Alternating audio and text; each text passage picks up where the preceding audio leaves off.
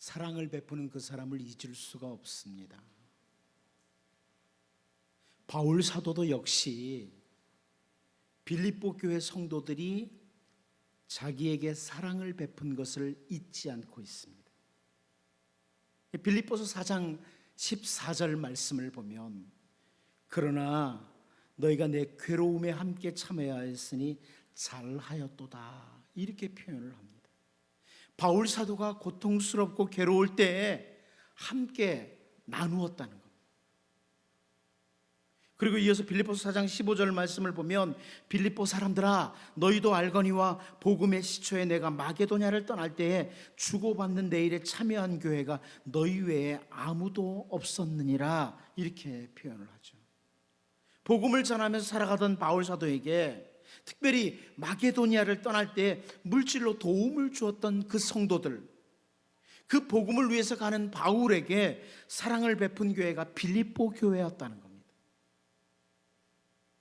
한 구절만 더 보면 바울 사도는 빌립보서 4장 16절에서 데살로니가에 있을 때에도 너희가 한 번뿐 아니라 두 번이나 나의 쓸 것을 보내었도다 이렇게 설명을 하죠. 힘들고 어려울 때 그 바울을 도왔던 빌립보 교회 성도들에게 대해서 감사하는 표현을 하는 내용입니다. 이렇게 바울은 빌립보서를 통해서 빌립보 교회의 사랑을 증언하고 있습니다. 오늘 본문 6절 상반부를 보면 그들이 교회 앞에서 너희 사랑을 증언하였느니라 오늘 본문 6절 앞부분에 그렇게 말씀을 하죠. 그들이 교회 앞에서 너희 사랑을 증언했다. 가이오가 나그네 된 자들에게 베푼 그 사랑, 그 사랑에 대해서 그 사랑을 받았던 사람들이 교회 앞에서 증언했다. 이것을 그 장로인 요한이 알려주는 거예요. 가이오야, 네가 그 힘들고 어려웠던 사람들, 그들에게 사랑을 베풀었던 그것을 그 사람들이 교회 앞에서 증언하더라. 그런 말씀이죠.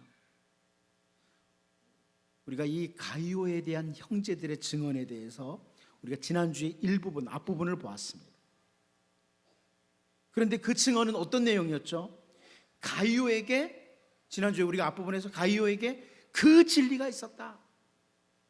복음의 진리, 십자가의 복음의 그 진리가 있었다. 그리고 가이오는 그 진리 안에서 행한다. 이것을 우리가 앞부분에서 봤어요. 그런데 오늘 본문에서 이 형제들이 또 증언하는 게 또 있다는 거예요. 그 장로에게, 그 요한에게 또 증언하는 게 있다. 그 증언이 뭐예요? 그것은 가이오의 사랑이라는 거예요. 가이오의 사랑. 가이오에게 진리가 있었지만 가이오에게는 사랑이 있었다. 가이오가 어려운 형제들을 돕는 그런 사람이었다는 증언이 있었다는 거예요. 이제 가이오에 대한 그 형제들의 증언을 지난주에 이어서 계속 살피면서 오늘 우리들도 먼저는 진리가 있는 자야 됩니다.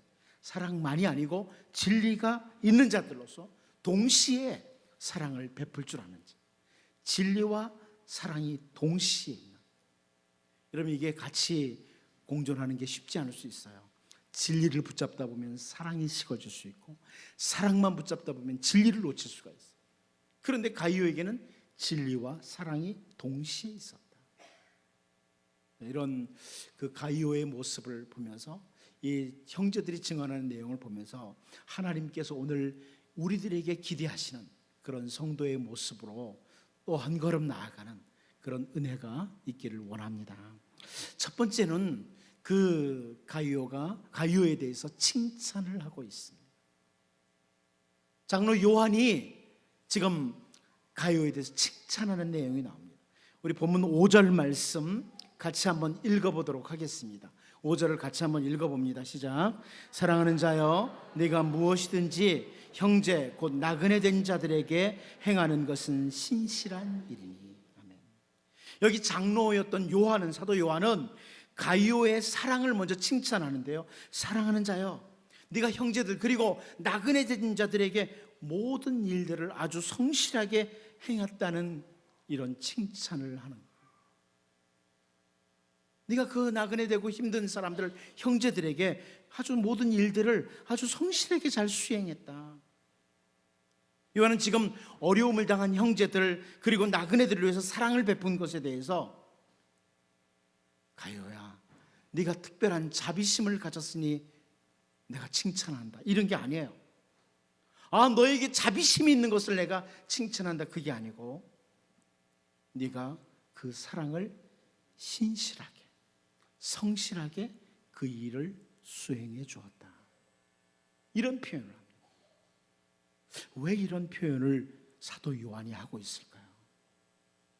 너에게 자비심이 많아서 넌 정말 사랑을 베푸는 사랑이 풍성한 사람이야, 이렇게 가이오에게 말하는 게 아니라 네가 일을 잘 수행했다, 사랑을 베풀었거든요. 그 일을 잘 수행했다. 왜 이렇게 표현을 할까요?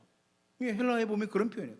네가 그 모든 일들을 정말 신실하게 성실하게 잘 수행했다, 이렇게 표현을 하고 있어요. 왜 자비심이 많다고 말하지 않고 너에게 사랑이 많다고 칭찬하지 않고 네가 일을 잘했다고 이렇게 표현을 합니까? 이것은 예수님과 사도들이 계속해서 가르쳐 온 것이기 때문에 그렇습니다. 예수님께서 제자들을 파송하시면서 주셨던 말씀 가운데 여러분 잘 아는 말씀이 있습니다. 마태복음 10장 40절 말씀을 보면 너희를 영접하는 자는 나를 영접하는 것이요 나를 영접하는 자는 나를 보내신 이를 영접하는 것이니라. 그렇게 예수님이 말씀하셨어요. 형제들을 영접하는 사람, 나그네들을 잘 영접하는 사람, 사랑의 베품의 귀중함, 이것을 언급하신 거죠, 예수님께서. 그리고 이어서 마태복음 10장 41절에서 선지자의 이름으로 선지자를 영접하는 자는 선지자의 상을 받을 것이요 의인의 이름으로 의인을 영접하는 자는 의인의 상을 받을 것이요, 이렇게 다시 강조를 예수님이 하셨어요.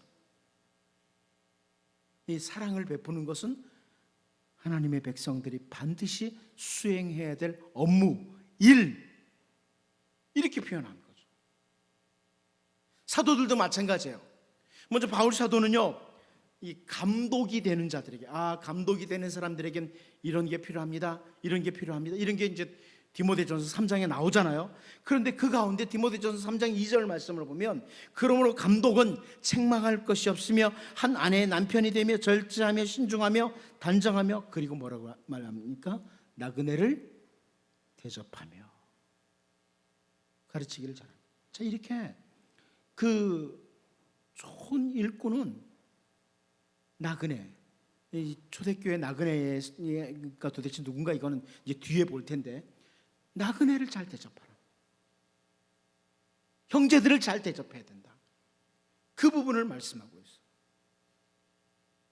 사도 베드로 역시 베드로전서 4장 9절에서 서로 대접하기를 원망 없이 하고, 이렇게 함으로 만물의 마지막이 가까운 그때에 대접을 잘해야 된다, 이런 표현을 하면서 권면을 하고 있죠. 그런데 가이오가 바로 그런 명령들을 잘 알고 신실하게 행하고 있다는 거예요. 너에게 자비심이 많다, 사랑이 많다, 이런 표현으로 칭찬하는 게 아니라, 그래, 네가 바로 예수님과 사도들이 계속해서 살아야 될 삶을 말했는데 그 부분을 잘 수행했다, 그 일을 잘 수행했다, 이렇게 칭찬을 하고 있다는 말씀입니다. 여러분, 우리에게 단순히 자비심이 많아서 많이 베푸는 것, 이런 게 아니고, 우리는 이미 주어진 말씀을 따라 예수님이 주셨고 사도들을 통해서 하나님이 우리에게 주신 그 말씀을 따라 형제를 사랑해야 된다. 여러분 가운데 자비심이 없어도 나는 타고나기를 자비심이 없어, 이렇게 할지라도 주의 명령을 따라 사랑을 베풀어야 된다는 말씀입니다. 형제들에게. 반석 위에 집을 짓는 여러분 가운데 나는 다른 은사는 다 있는데 형제를 사랑하는 은사는 없어, 이렇게 말하는 사람은 안 된다는 말이에요. 이것은 예수님께서 우리에게 주신, 이미 하나님의 자녀가 된 우리에게 주신 하나의 의무와 같이 말하는, 의무로 말씀합니다. 해야 할 일이에요. 여기 사용된 단어가 일이에요. 우리가 해야 할 일, 가이오는 그 해야 할 일을 잘 수행했다는 거예요. 우리가 굳이 그 성경을 통해 보지 않아도 반드시 해야 된다고 알고 있는 것들이 참 많아요. 제가 한 예를 들면, 부모의 은임에게 효도해야 된다. 이거 성경을 통해서만 알았나요? 예? 지금 정신들이 멍하세요? 부모님께 효도해야 된다. 성경을 통해서만 알았어요? 옛날부터 알았죠? 왜요? 우리 유교 문화권이야, 우리나라는. 그래가지고 부모님에게 당연히 효도해야 된다. 이것은 다 알고 있어요. 그런데 우리는 그런 문화권에서 성장했기 때문에 효도하는 정도가 아니라는 거예요. 그런 정도의 사람들이 아니라. 에베소서 6장 1절 2절에서 자녀들아, 주 안에서 너희 부모에게 순종하라. 이것이 옳으니라. 내 아버지 어머니를 공경하라. 이것은 약속 있는 첫 계명이니, 이런 말씀을 주셨기 때문에, 우리가 살아야 될 말씀을 주셨기 때문에, 우리가 어려서부터 알았기 때문이 아니고 말씀이 그렇게 하기 때문에 그 말씀을 따라 말씀의 방법대로 부모님에게 효도하는 것은 신실하게 수행해야 할 일이라는 거예요. 이해가 되세요? 형제를 사랑하는 것, 난 자비심이 많아서 부모님을 공경하는 것, 그래 당연히 뭐 어렸을 때부터 그렇게 배워왔어. 내 머릿속에 부모님께 효도하는 거, 이게 아니고 하나님의 말씀에 그렇게 하셨기 때문에, 말씀을 따라 말씀의 방법대로 그 일을 수행하는 것은 우리의 의무예요. 형제 사랑이 다른 표현으로 의무라는 말이에요. 여러분, 그러므로 혹시 여러분 가운데는 좀 차가운 사람들이 있잖아요. 있죠? 스스로 봐도 알잖아요. 저는 좀 따뜻한 사람이거든요. 그런데 잘 모르시나 본데 제가 따뜻합니다. 굉장히 따뜻한 사람이에요. 그 마음이 따뜻해요. 그런데 혹시 여러분 가운데 좀 차가운 사람들이 있잖아요. 나는 원래부터 태어나길 냉정하게 태어났어. 그래도 성경 말씀을 따라 형제들에게 베풀고 사랑해야 합니다. 말씀이에요. 가요를 칭찬할 때 자비심을, 네 자비심이 참 풍성해서 어려운 사람들을 잘 도와줬다, 이것을 칭찬하는 게 아니라 네가 주님의 말씀을 따라 형제들과 나그네들에게 신실하게 그 사랑하는 일을 잘 수행했다, 이렇게 칭찬하는 것을 보면서 오늘 우리의 삶을 주의 말씀을 따라 다시 정비해야 될 것들이 많아요. 주의 말씀을 따라 내가 이 일을 수행한다. 주의 말씀을 따라.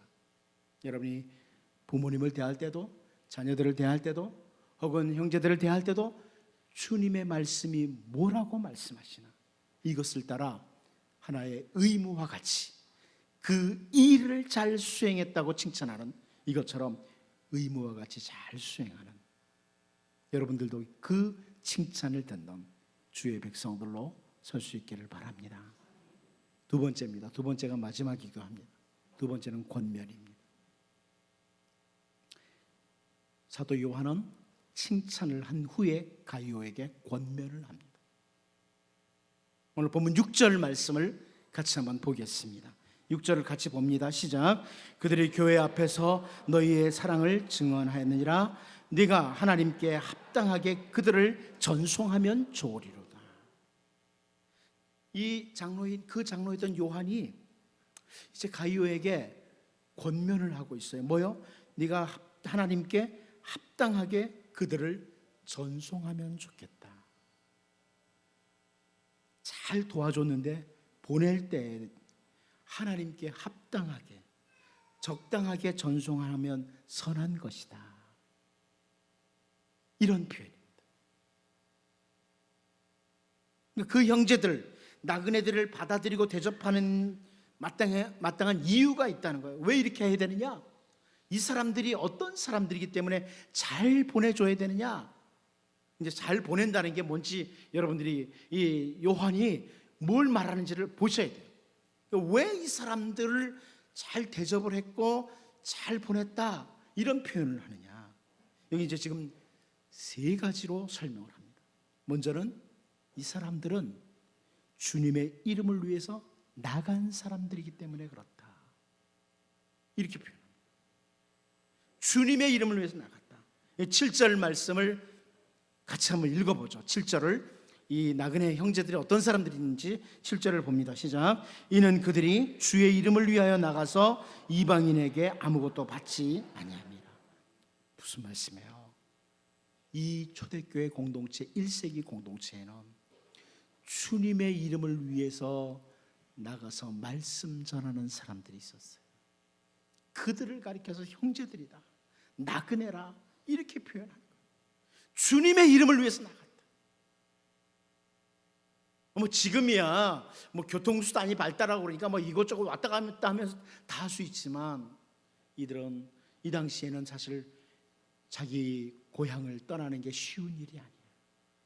그런데 자기가 머물던 그 땅을 떠나서 복음 들고 나간 나그네들, 형제들, 그들을 가리킵니다. 단순한 방문자들이 아니라는 거예요.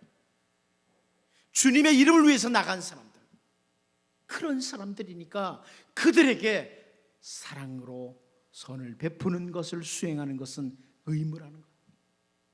그런데 너희들에게 잠깐 들렸다가 너희들의 대접을 받고 떠난다고 할지라도 잘 보내줘야 된다. 잘 보내는 게 어떤 것인지는 여러분이 충분히 생각을 하면 됩니다. 어떻게 하는 게 잘 보내? 우리 주님은 마태복음 10장 42절에서요 또 누구든지 제자의 이름으로 이 작은 자 중 하나에게 냉수 한 그릇이라도 주는 자는 내가 진실로 너에게 이르노니 그 사람이 결단코 상을 잃지 아니하리라 하시니라. 이렇게 말씀하셨습니다. 그러니까 주님의 이름을 위해서 나간 사람들, 주님의 이름을 위해서 나그네와 같이 이렇게 나간 사람들, 그들에게 잘 대접하라는 거예요. 전송도 잘하라는 거예요. 이게 이 사랑을 베푸는 일이 귀한 일이라는 거죠. 두 번째는요, 이교들에게 아무것도 받지 않는 사람들이기 때문에 그렇다. 7절을 다시 보면 이럽니다. 이는 그들이 주의 이름을 위하여 나가서 이방인에게 아무것도 받지 아니함이라. 여기 이방인이라는 것은 단순히 유대인이 아닌 이방인 이런 말씀이 아니에요. 이런 표현이 아니에요. 그리스도교인이, 기독교인이 아닌 이교도들, 이렇게 해석하는 편이 낫다는 말이에요. 이 단어 자체가. 여러분, 주님의 이름을 위해서 복음을 들고 나간 사람들이 불신자들에게 받고 사나요? 그렇지 않잖아요. 그런 말씀. 이교도들은 기독교를 위해서 후원하지도 않고 그들에게 후원을 기대하는 것도 옳지 않다는 거예요. 이 복음을 들고 주님의 이름을 위해서 나간 이들은 사실은 세상에서 이렇게 돈을 벌 수 있는 그런 사람들이 아니라는 거예요. 그래서 잘 대접해야 된다. 그런 표현이 나와요. 이 1세기 공동체의 아주 굉장한 특징 중에 하나예요. 마지막 세 번째는 진리를 위하여 함께 일하는 자들이기 때문에 그렇다. 8절 말씀을 보면 그러므로 우리가 이 같은 자들을 영접하는 것이 마땅하니 이는 우리로 진리를 위하여 함께 일하는 자가 되게 하려 함이라. 이들은 진리를 위해서 함께 일하는 동역자들로 서도록 하기 위해서 성도들이 사랑으로 대접을 해야 된다. 다른 표현으로는 생명의 복음을 위해서, 생명의 복음을 위해서. 이렇게 가이오에게 사도 요한은 가이오가 잘하고 있는 것, 형제들, 나그네들에게 말씀을 따라 잘 베푸는 그것을 계속 잘하라고 권면을 하면서 계속 잘해야 할, 사랑을 베풀어야 될 이유를 설명해 주고 있습니다. 그래서 권면을 또 하는 거예요. 칭찬을 하고 권면을 하는 거예요. 여러분이 이 말씀을 보면서 우리는 말씀을 따라서 주를 위해서, 또 이 교대들에게 아무것도 받지 않기 때문에 생명의 복음을 위해서 수고하는 형제들을 위해서 사랑으로 잘 영접할 수 있는 그런 하나님의 사람들로, 칭찬 듣는 주의 일꾼들로 설 수 있기를 바랍니다.